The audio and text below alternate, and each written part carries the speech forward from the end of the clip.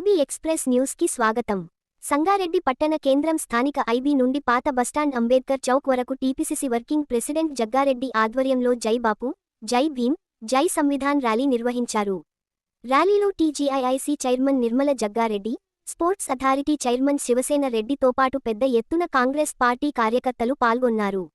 ఈ సందర్భంగా జగ్గారెడ్డి మాట్లాడుతూ మనమందరం ఆర్థిక స్వేచ్ఛ, భద్రత, స్వతంత్రంగా, స్వేచ్ఛగా జీవిస్తున్నారంటే డాక్టర్ బి.ఆర్. అంబేడ్కర్ రాసిన రాజ్యాంగమే కారణం అన్నారు. పార్లమెంట్లో అంబేడ్కర్ను అవమానించేలా అమిత్ షా వ్యవహరించినప్పుడు బేషరతుగా క్షమాపణ చెప్పాలని రాహుల్ గాంధీ డిమాండ్ చేశారని అన్నారు.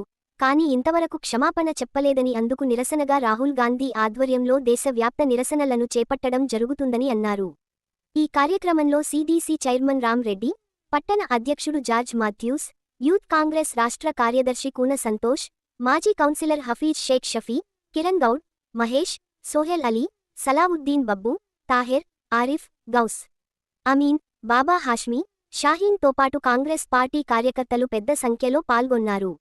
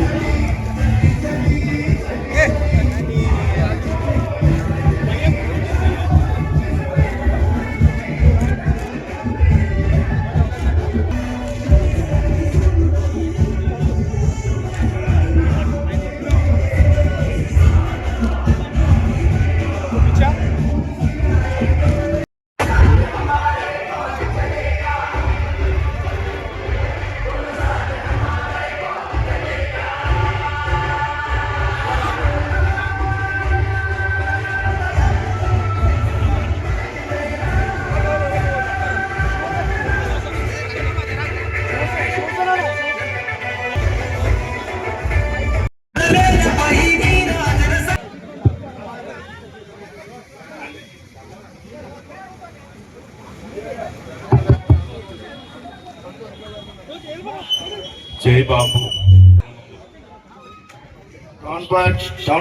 రవి, నువ్వు కూడా పూలమాలతో సహకరించి మరి ఈ యొక్క కార్యక్రమం జై బాపు జై భీమ్ కార్యక్రమాన్ని all India Congress party Rahul Gandhi గారి యొక్క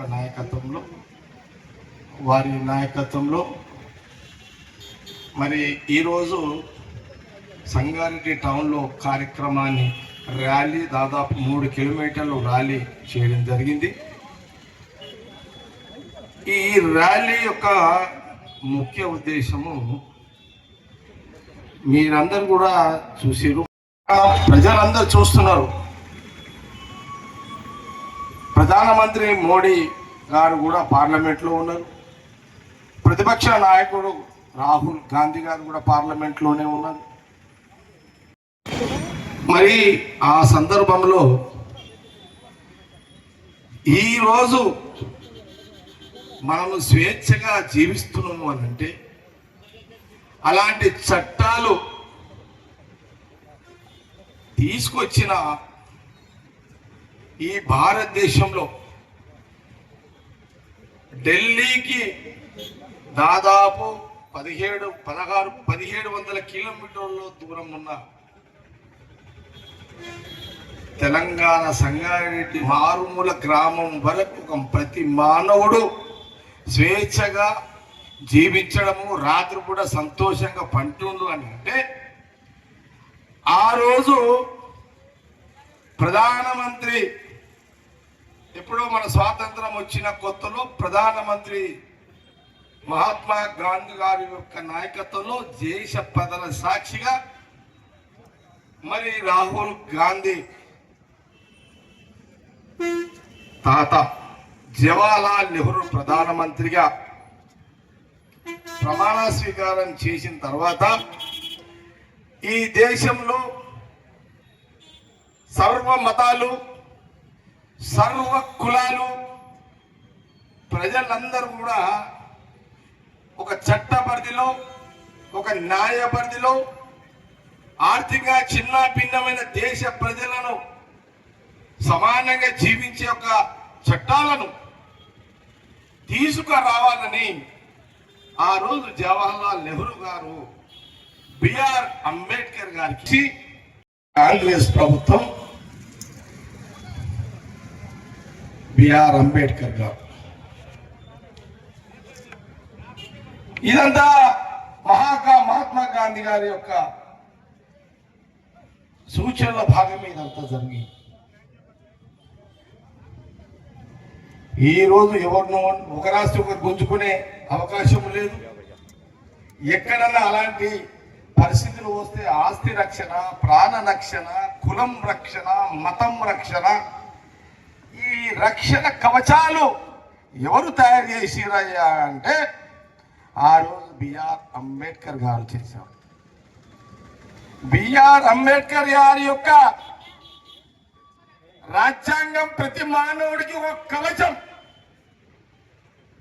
ఆ కవచమే యావత్ భారతదేశ ప్రజానీకం స్వేచ్ఛగా ప్రశాంతంగా జీవిస్తున్నారు. ఇది చరిత్ర అంబేద్కర్ గారి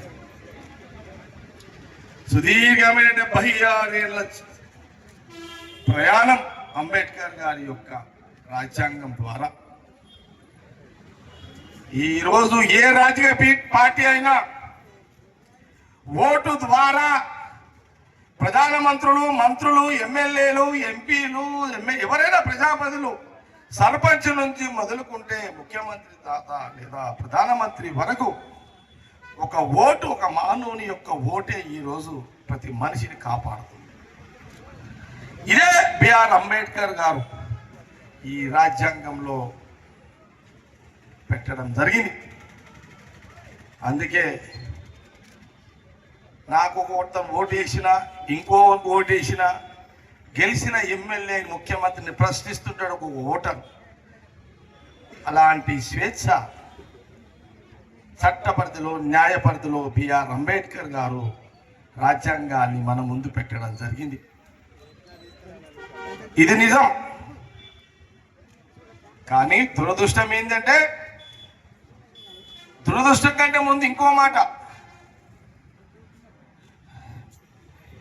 ఈరోజు ప్రధానమంత్రి మోడీ గారైనా, అమిత్ షా హోమ్ మినిస్టర్ అయినా, అది రాజ్యాంగ చలవతో ఆయన యొక్క ఆ రాజ్యాంగ ఆ చట్టంతో నువ్వు ఓటు ద్వారా ఒక ఎంపీ, ఒక హోమ్ మినిస్టర్వి ఈరోజు బీజేపీ కేంద్రంలో పరిపాలిస్తుంది అంటే ఓటు హక్కు. ఆ ఓటు హక్కే.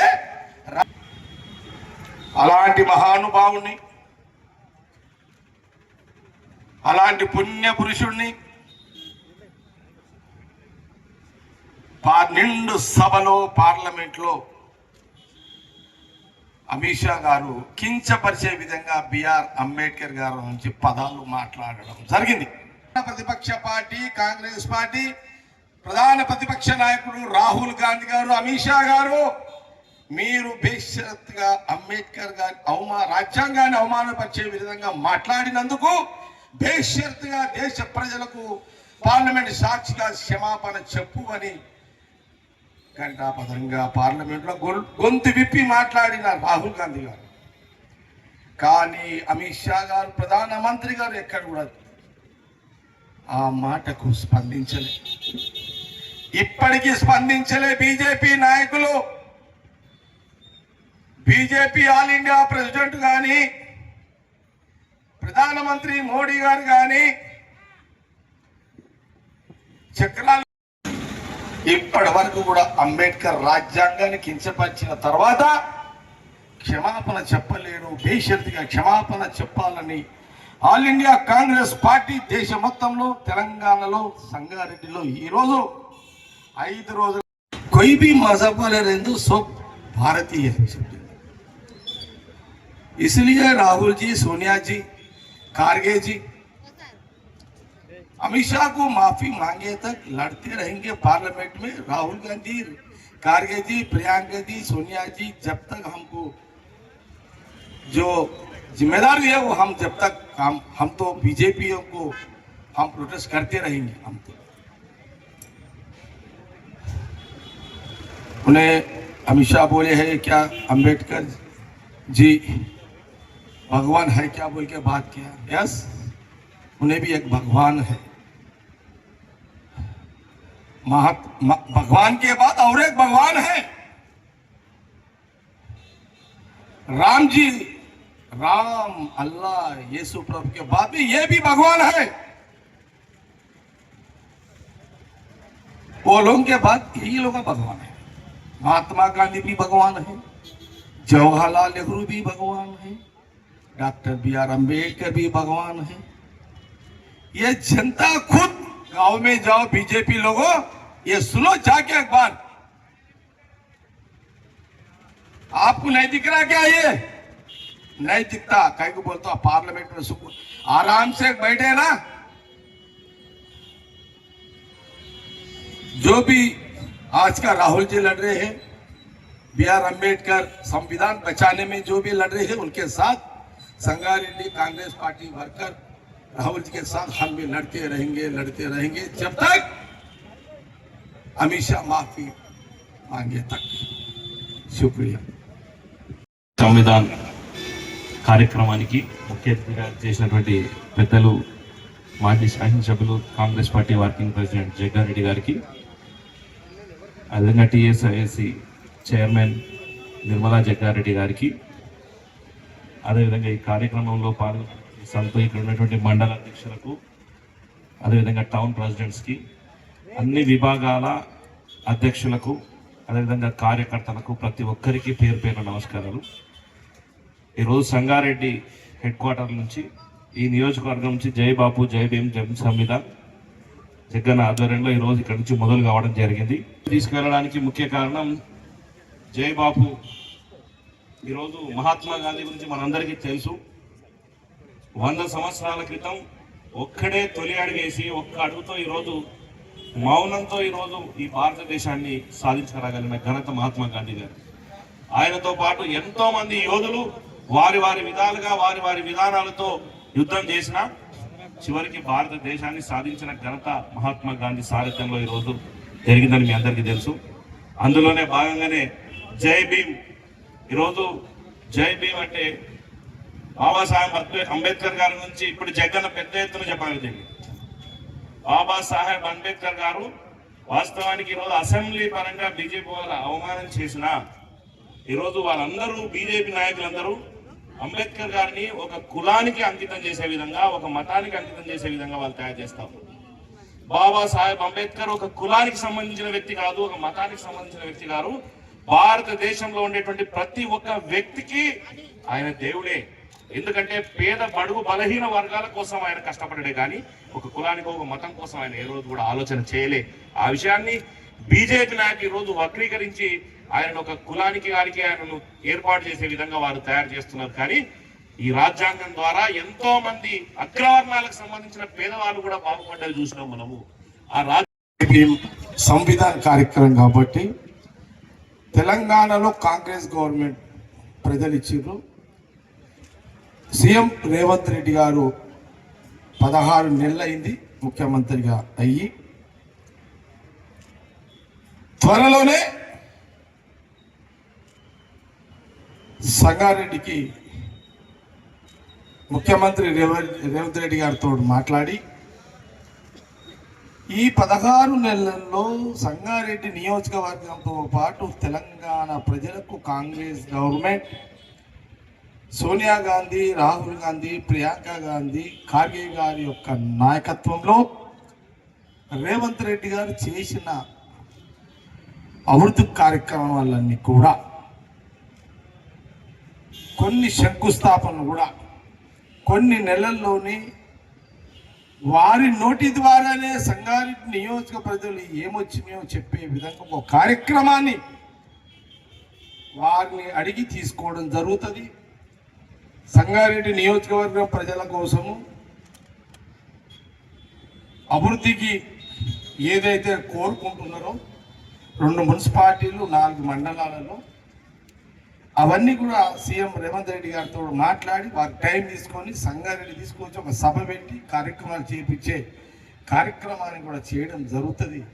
మళ్ళీ కాంగ్రెస్ గవర్నమెంట్ ఏం చేసింది, ఏం చేయబోతుంది, ఏం చేస్తాం అనేదే సీఎం రేవంత్ రెడ్డి గారు రాకముందు మళ్ళీ నేను ఒక మీటింగ్ పెట్టి ఈరోజు ముఖ్యమంత్రి రేవంత్ రెడ్డి గారి యొక్క నాయకత్వంలో మన జిల్లా మినిస్టర్ దామోదర్ రాజనరసింహ గారు, మీరు ఒకటి గమనించాలి, హెల్త్ మినిస్టర్ దామోదర్ రాజనరసింహ గారు కాగానే మన గవర్నమెంట్ కాలేజీలో ఒక దాదాపు ఒక 70 మందిని ఉద్యోగాలకు పెట్టించాం. ఇంకా దామోదర్ హెల్త్ మినిస్టర్ గారిని అడుగుతున్నా, ఇంకా శాంక్షన్ చేస్తున్నాం. అట్లాగే ఈరోజు రాష్ట్రంలో మిగతా కాంగ్రెస్ మినిస్టర్స్ అందరూ కూడా